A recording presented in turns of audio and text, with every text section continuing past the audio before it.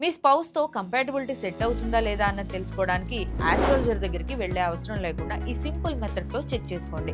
ఆస్ట్రాలజీలో జనరల్గా 4 ఎలిమెంట్స్ ఉంటాయి: fire, air, water, earth. ఒక్కొక్క రాశి ఒక్కో ఎలిమెంట్ నేచర్ని క్యారీ చేస్తుంది. ఫైర్ రాశులు, వీళ్ళ ఎనర్జీ ఫాస్ట్, బోల్డ్, ఇంటెన్స్.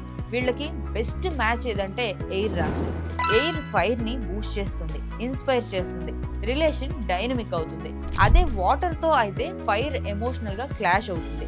ఎర్త్ తో అయితే స్టెబిలిటీకి, ఫైర్ స్పీడ్ కి సెట్ కావడం చాలా కష్టం. ఇక ఎర్త్ రాశులు, వీళ్ళు slow and stable, practical nature తో ఉంటారు. వీళ్ళకి బెస్ట్ మ్యాచ్ అంటే వాటర్ రాశులు. వాటర్ రాశులు వాళ్ళు ఎమోషనల్ గా ఉంటారు కాబట్టి స్టేబుల్ గా ఉండే ఎర్త్ రాశికి వీళ్ళు పర్ఫెక్ట్. ఎయిర్ తో ఎర్త్ వేవ్ లెంత్ మ్యాచ్ అవ్వదు. ఫైర్ కి ఎర్త్ కి ఎందుకు సెట్ అవ్వదో ఇప్పుడే చెప్పుకున్నాం కదా. ఇక నెక్స్ట్ థర్డ్, ఎయిర్ రాశులు. వీళ్ళ నేచర్ ఎప్పుడు ఆలోచిస్తూ ఉండడం, గలగలా మాట్లాడడం, ఒకచోట కుదురుగా ఉండకపోవడం.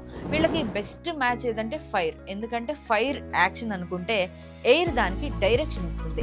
వాటర్ తో ఎమోషనల్ ఇంబ్యాలెన్స్ ఉంటే ఎర్త్ తో మొనాటనీ ఫీల్ అయ్యే ఛాన్స్ ఉంటుంది. ఫైర్ యాక్షన్ అనుకుంటే ఎయిర్ దానికి డైరెక్షన్ ఇస్తుంది.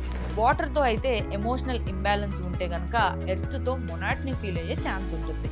లాస్ట్ది వాటర్ రాశులు. వీళ్ళు ఎమోషనల్ గా డీప్ గా ఆలోచించేవాళ్ళు. వీళ్ళకి బెస్ట్ మ్యాచ్ ఎర్త్. ఎందుకంటే ఎర్త్ వాళ్ళ ఎమోషన్స్ కి గ్రౌండింగ్ ఇస్తుంది. ఎయిర్ ఆలోచనల మీద బేస్ అయితే వాటర్ ఎమోషన్స్ మీద బేస్ అయ్యే రాశి. కాబట్టి ఇద్దరి వేవ్ లెంత్ సరిగ్గా మ్యాచ్ కాదు. ఫైర్ కి ఉండే ఎనర్జీ వాటర్ ఎమోషనల్ థాట్స్ కి సింక్ అవ్వదు. సో ఫైనల్ గా కంపాటబిలిటీ చెక్ చేసుకోవాలంటే ఫైర్ కి ఎయిర్, ఎయిర్ కి ఫైర్, ఎర్త్ కి వాటర్, వాటర్ కి ఎర్త్. ఇలా లాజికల్ గా చూసుకోండి. ఇంకా డెప్త్ గా తెలియాలంటే మీ జన్మ జాతకం చెక్ చేసుకోండి.